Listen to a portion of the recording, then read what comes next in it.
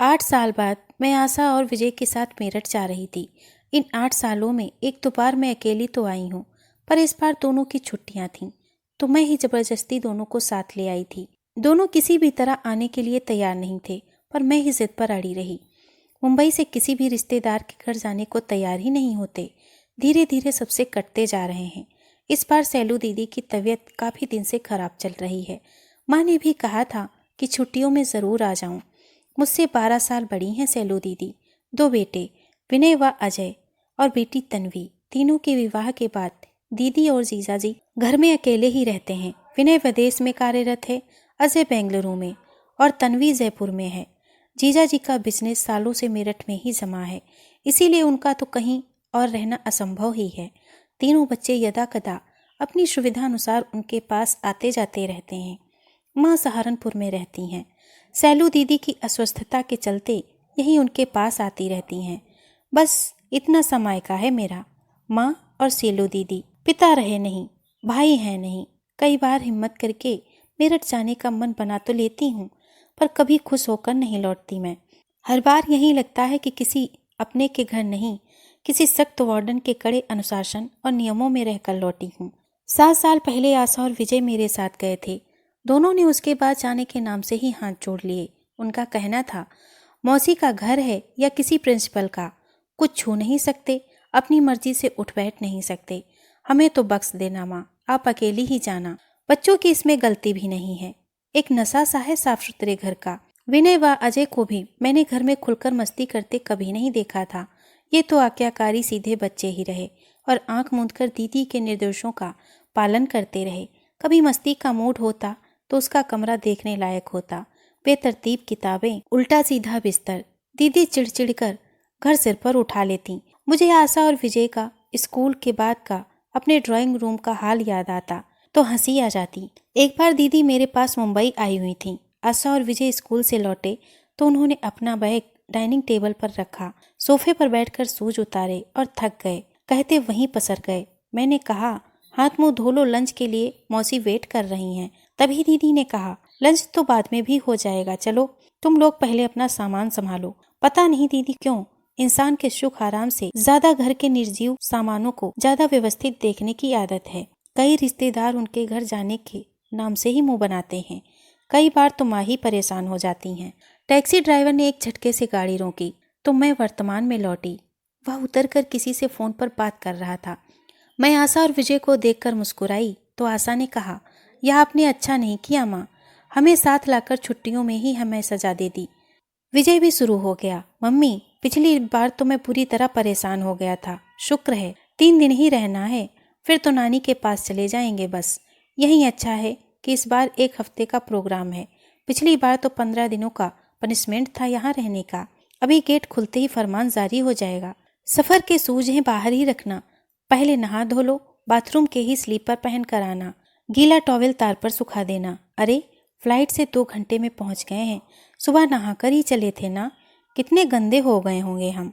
उसका भुनभुनाना जारी रहा तो मुझे हंसी आ गई, पर मैंने डपटा, चुप रहो खबरदार, जो मेरी बहन का मजाक उड़ाया। काश पापा भी आते, वे हमारी परेशानी तो समझते, आप तो बस चुपचाप मुस्कुराती रहेंगी। अच्छा हुआ सुनील नहीं आए, अभी तो 2 हो, फिर तीनों मेरी बहन के साफ सुथरे घर पर कमेंट करते रहते। टैक्सी ड्राइवर आ गया तो हम तीनों चुप हो गए। दीदी गेट पर ही खड़ी हमारा इंतजार कर रही थी। जीजाजी भी तैयार दिखाई दिए। विजय ने दोनों के पैर छुए, दीदी ने हम तीनों को गले लगा लिया। शुरुआती कुशल छेम के बाद थोड़ी देर बैठकर जीजाजी ऑफिस निकल गए। आशा और विजय अपने सूझ बाहर ही निकालने लगे तो दीदी ने जब कहा, रहने दो बच्चों, आ जाओ, तो हैरत का एक झटका लगा हम तीनों को। विजय ने कहा, मौसी सूज गंदे हैं, हम सफर से आए हैं ना, फर्श गंदा हो जाएगा। कोई बात नहीं बेटा, फिर साफ हो जाएगा। हम तीनों एक दूसरे का मुंह ही देखते रह गए। हम तीनों फ्रेश होकर अपना अपना बैग संभाल ही रहे थे कि दीदी ने कहा, क्या कर रहे हो अभी से, अभी आराम करो, कोई जल्दबाजी नहीं है, पड़ा रहने दो। आशा ने मुझे इशारा किया, या मौसी को क्या हो गया है। घर में काम करने वाली राधाबाई के साथ मिलकर दीदी ने हमें बहुत प्यार से खिलाया पिलाया। उसके बाद मैंने उनमें जो परिवर्तन देखे, मेरे लिए अचरज की बात थी। दीदी तो कभी ऐसी नहीं थी, न कोई रोक टोक, न साफ सफाई की सनक, बच्चे तो रोक टोक खत्म होते ही मस्ती के मूड में आ गए थे। विजय ने विनय के कमरे में अपना अड्डा जमा लिया था। जीजाजी सुबह शाम हम सबके साथ भरकस समय बिताते। कुल मिलाकर सब अच्छा तो लग रहा था, पर दीदी की आंखों में कुछ था जो मेरा मन दूषित कर रहा था। कुछ था उनके व्यवहार में जो मुझे कहीं छू रहा था। यहाँ आकर इतनी बेचैनी तो मुझे कभी नहीं हुई थी, तब भी नहीं जब सुबह से रात तक घर को साफ सुथरा रखने के निर्देश मिलते रहते थे। मुझे माँ के पास भी जाना था। जो भी कुछ था जाने से पहले दीदी से जानना था। सुनील को भी बच्चों ने अकेले में दीदी के बदले व्यवहार की सूचना दे दी थी। जाने से पहले रात को डिनर के बाद आशा और विजय ड्राइंग रूम में टीवी देख रहे थे। जीजाजी थोड़ा टहलने गए थे। दीदी बच्चों के कमरे में थीं। मुझे लगा कि देख रही होंगी कि बच्चों ने कमरे में कितना सामान फैलाया है। मैंने सोचा जाकर कमरा ठीक कर देती हूँ और दीदी से बात भी कर लेती हूँ। दीदी चुपचाप बेड पर बैठी हुई थी। उनकी पीठ थी मेरी तरफ। सामने विजय की बुक बेड पर रखी हुई थी। मैं झुककर बुक उठाने लगी तो दीदी ने बेहद उदास स्वर में कहा, रहने दो वनजा, अभी बच्चों को फिर ज़रूरत पड़ेगी। मुझे पता है वनजा, तुझे क्या पूछना है। मैं चुप रही तो दीदी ने खुद ही अपना दिल मेरे सामने खोल कर रख दिया। तीनों अपनी राह चले गए वनजा। उनकी अब अपनी दुनिया है। तीनों को याद करते करते पूरा दिन बीत जाता है। दीदी की आंखें बरसने लगीं तो मेरा दिल भी उदास आंसुओं में डूबता चला गया। कमरे में फैला हुआ उनका सामान याद आता है। बिस्तर की एक एक सिलवट याद आती है। दिल चाहता है तीनों फिर आकर अपना सामान हर जगह फैला दें और अब मैं उन्हें कुछ न कहूँ। मैंने अपने बच्चों को घर के सहज वातावरण से दूर रखा है। बेचारे शायद मेरे स्वभाव के कारण कभी खुलकर जी नहीं पाए।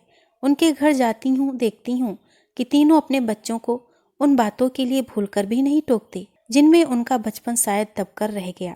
विनय ने तो कहा भी, माँ मेरे बच्चे जैसे भी रहें, मैं उन्हें कुछ नहीं कहूँगा। आखिर घर है, किसी सख्त वार्डन का हॉस्टल थोड़े ही है, ना कोई शोरूम है। मुझे धक्का सा लगा था। यह क्या हो गया मुझसे? आज यह साफ सुथरा घर मुझे चिढ़ाता सा लगता है कोई बच्चा आए सामान फैलाकर घर थोड़ा बिखेर दे। नहीं तो सच में किसी शोरूम की तरह जहाँ कोई चीज़ रख देती हूँ वहीं रखी रह जाती है। इधर से उधर कोई कुछ हिलाने वाला नहीं है। अब ऐसा क्यों हो जाता है? जब तक अपनी कमी पता चलती है इतनी देर क्यों हो जाती है? घर भले ही थोड़ा बिखर जाए पर अब लगता है बच्चे तो हों आसपास। बहुत याद आते हैं तीनों। दीदी की आंखें लगातार बरस रही थीं। वंजा, यह साफ सुथरा घर आज मुझे बहुत खाली लगता है। मैं क्या कहती? मेरी आंखें भी भीग चली थीं। बस एक ख्याल ही आया। एक बार जाने के बाद वक्त कभी नहीं लौटता, बस यादें रह जाती हैं। दरवाजे पे चुपचाप खड़े आशा और विजय की आंखें नम हो गई थीं। दोस्तों, अगर आपको ये कहानी पसंद आई हो तो प्लीज़ इसे लाइक और शेयर करें। अगर आप हमारे चैनल पे नए हैं तो प्लीज़ इसे सब्सक्राइब करें। धन्यवाद।